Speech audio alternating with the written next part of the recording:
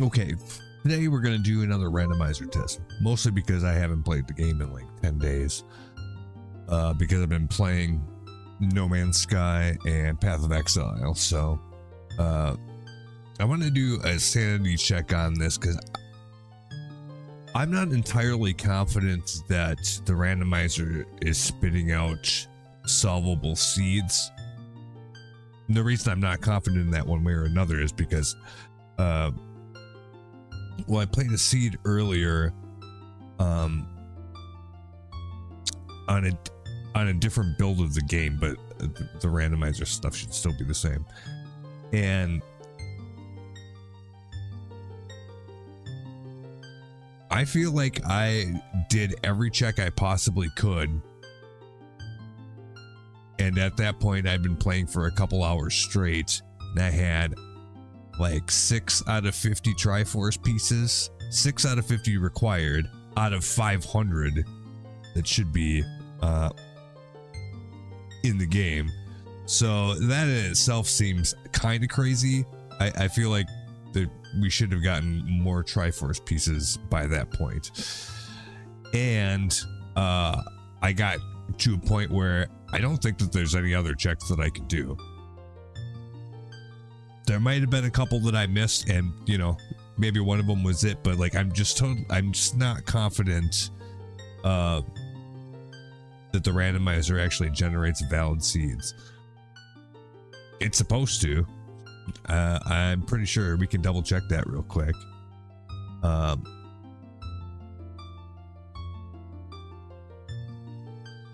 guess it doesn't say specifically, like it just says generate new seed. It doesn't say solvable or blah blah, but I would assume just by default it would spit out solvable seeds unless you modified this value in some way. Because I think there is, like in one ship, I think there is something that's more like allow, like a checkbox that will allow it to generate invalid seeds.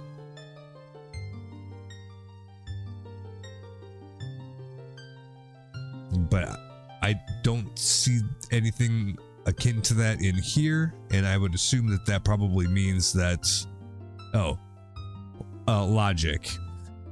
Items are shuffled in a way that guarantees the seed is beatable without glitches. Yeah, so just having this on by default would supposedly guarantee that you have solvable seeds. So yeah, I think so. Now I do have like all the different what do you call it?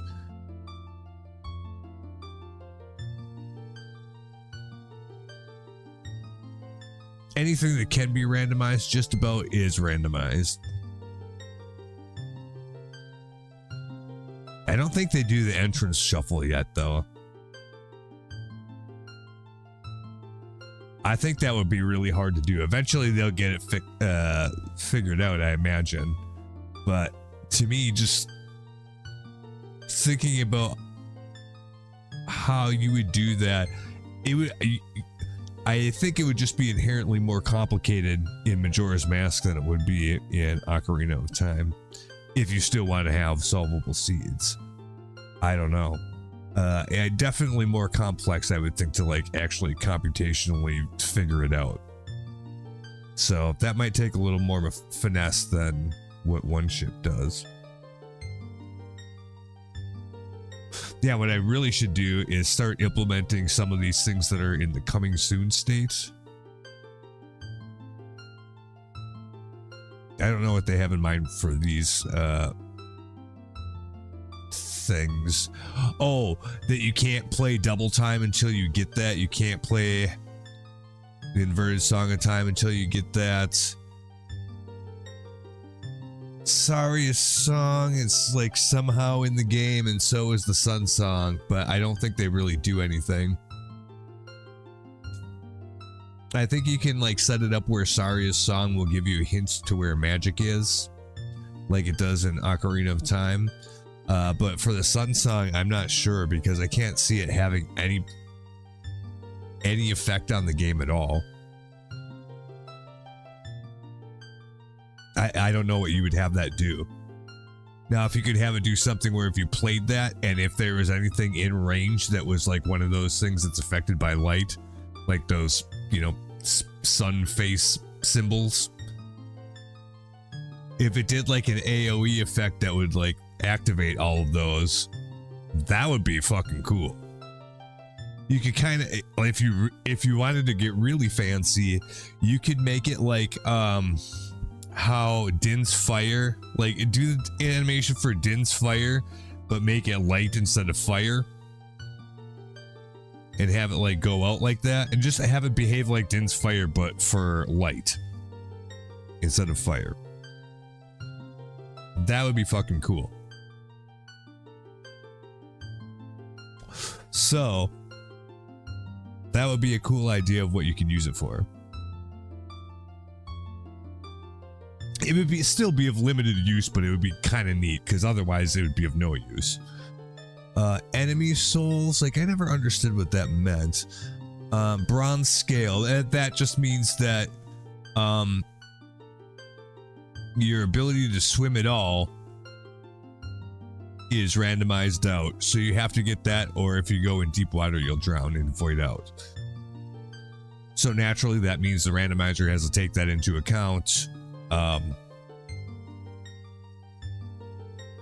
I would guess that's probably mostly what it is. It's like telling the randomizer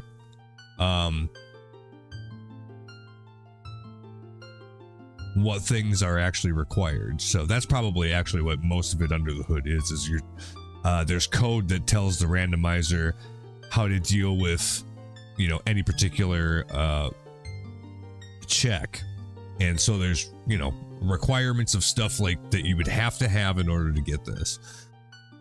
So there's like this big list of things like that. So I would guess that most of this would be filling that out, actually implementing the, you know, code to make the bronze scale drop, and, you know, the game to react the way you would think it would once you get it. Yeah, that's a different thing, but like, yeah, under the hood then, every time there's a check, if it's something that would be otherwise be gated behind a bronze scale, it has to check for it. If you don't have it, then you shouldn't be able to get it. A Deku stick bag. Oh, so that's right. So you can't get Deku sticks at all until you get that. Okay. I don't think I really understood this when I was going through this before. Same thing for a Deku nut bag. You wouldn't be able to carry Deku nuts until you have that. Same way, like, you can't carry bombs unless you have a bomb bag. They won't even drop. Skeleton key. I would assume that that means the same thing that it does in Ocarina of Time, where, well, see this, I don't,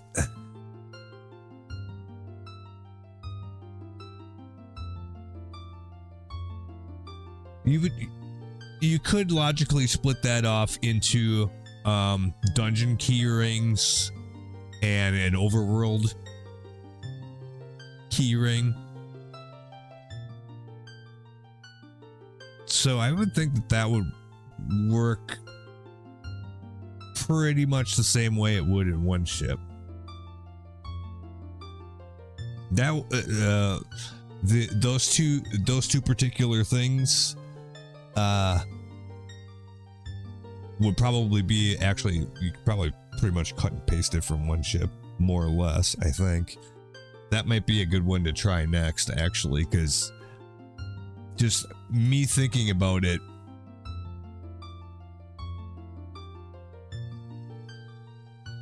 yeah, it seems like that should carry over pretty well into code. So yeah, let's do that. Majora's Mask, or let 2 ship. Skeleton key. 2 arrows coming off of that. One of them is dungeon key rings, because the keys are already randomized into the game anyways, so this is just kind of collecting those together under one thing, which I think it programmatically It should actually be fairly easy to do. I mean, it's already implemented in one ship. I don't think that it much would be lost in translation moving that to a 2-ship, actually. That should be fairly easy. And then, like, overworld locks doors,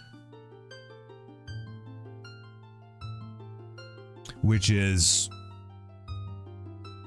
every world overworld locked door. Door is locked, and each one has a corresponding key that's randomized into the mix, right? So you can do it that way. Same thing with how the dungeons are now, except even more so because they're specific to one particular door. Or you can have an overworld keyring, which just puts those under the same banner, basically. Lock doors.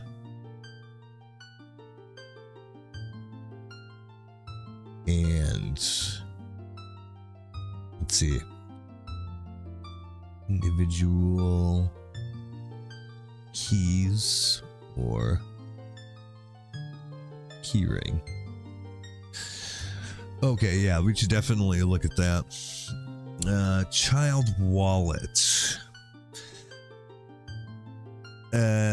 I'm pretty sure that they have the same thing in one chip, and I would imagine it would work pretty much 1-to-1, so that would probably be an easy one to do too. I don't see why in the code that would be dramatically different, so that should be pretty doable. Infinite upgrades, they have the same sort of thing for 2-ship or 1-ship. That one's actually for the same reason. It should be pretty much 1-to-1, so you should be pretty much able to copy and paste more or less. I think I could be wrong about that, but that's my take on it anyway. Yeah, and it's got some places where you can get hints.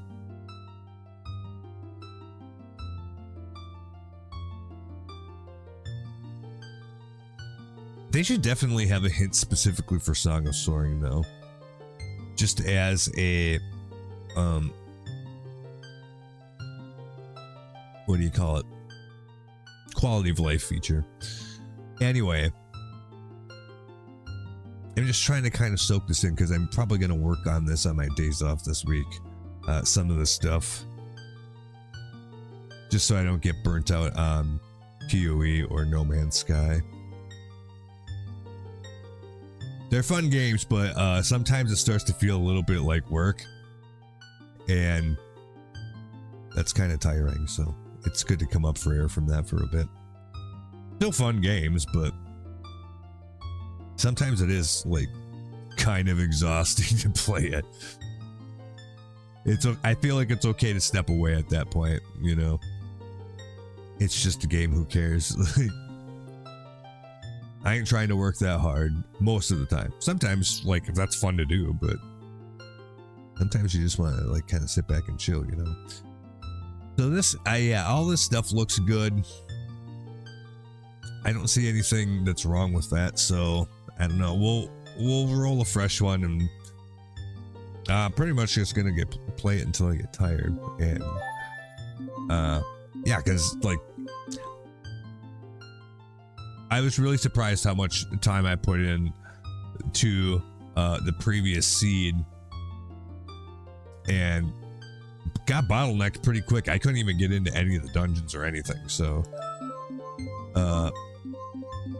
that was a little surprising.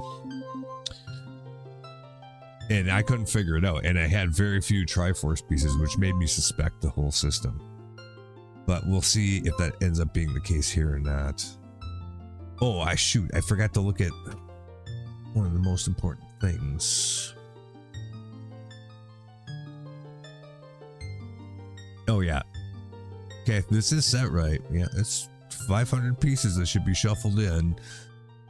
Maybe exceeding 100 has some adverse side effects. That it certainly could be, but like the game's not crashing or anything like that, so this probably actually works the way it looks like it does. I don't have any particular reason to suspect it doesn't, so I'm just going to use that assumption for now, even though it might end up being incorrect.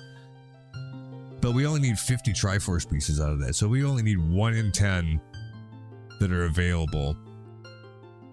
I might have just got unlucky on that seed. That's why we're doing a check back on here. But okay, that is part of the plan too. All right.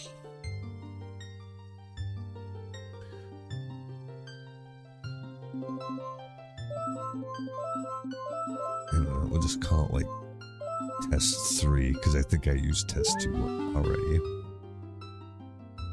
Okay, so we're fine. Well, let's see. It did the doodly do it like it generated a valid seed. So we'll see.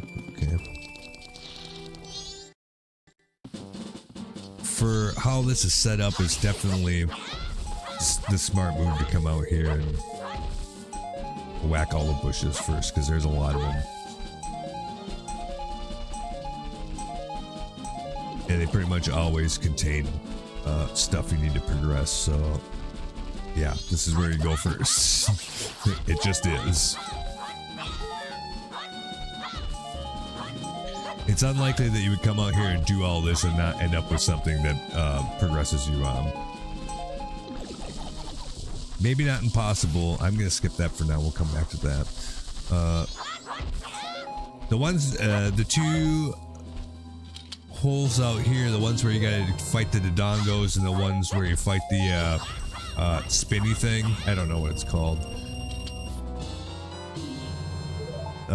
Those are best left until you've elapsed at this place and probably get a better sword. Or at least a better means of attack than your most basic sword and nothing else. The bow, see? That's a progression item. We need that absolutely. So the sooner the better.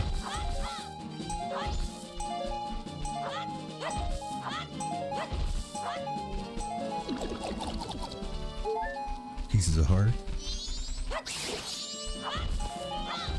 Some skull tools and shit. Triforce piece. Okay, we got 1.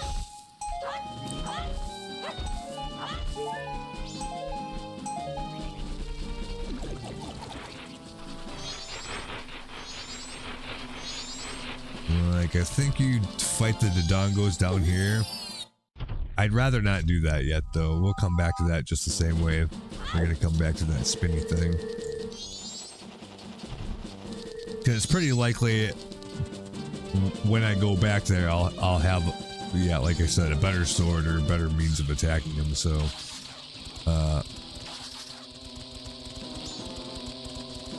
get away. Well, they do eventually blow up on their own. They have a really long fuse compared to actual bomb chews, I think. I don't know. Maybe when you activate them, it really is like the same. Is it the same amount of time? Oh, it hit me, so that doesn't count. Is it the same? Like if you have a bomb chew and you let it go, and then you know so much time goes by and then it blows up. Do you suppose that's the same exact amount of time as when these things activate? Until they explode on their own? Because to me that would make sense if it was like that. But there's no particular reason to make it be that way. It could just have its own arbitrary amount of time that has nothing to do with that.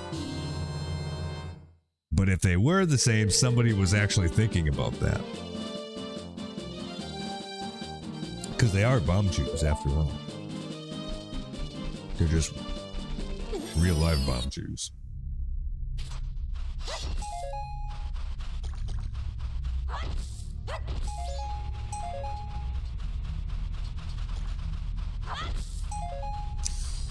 Nothing really major yet. We haven't even got 1 mask. I mean, we got plenty a long way to go here, so. But a lot of the times, I already have going into the seed, doing this exact route. I already have 1 mask. I I forget what's down here. I don't remember if I have to do this or not. Oh yeah, that's the merchant's actual house. Yes, these things are randomized, so you do have to check them. Even though it's just 2 checks, you still gotta do it.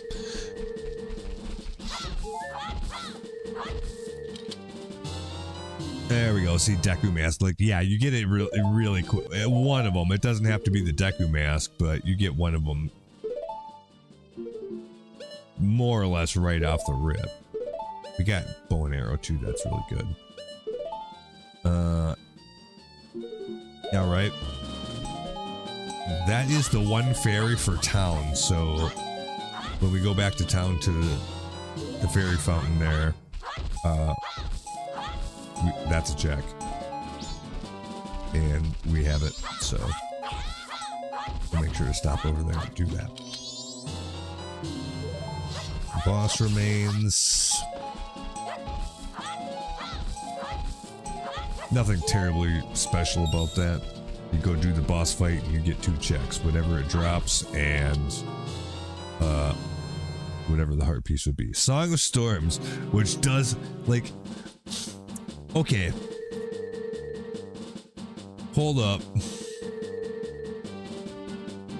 I've had this question in my mind, like, many times.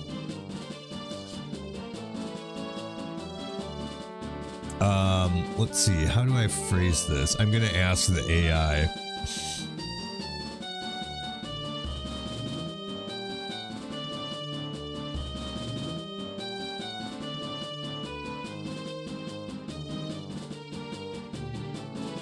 Yeah, let's ask it, what uses are there for the Song of Storms in Majora's Mask? Because I don't think it's actually used hardly at all.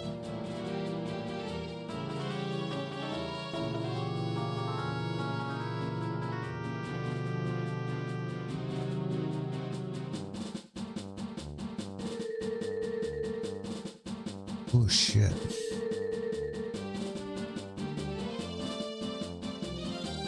Yeah, 1 second.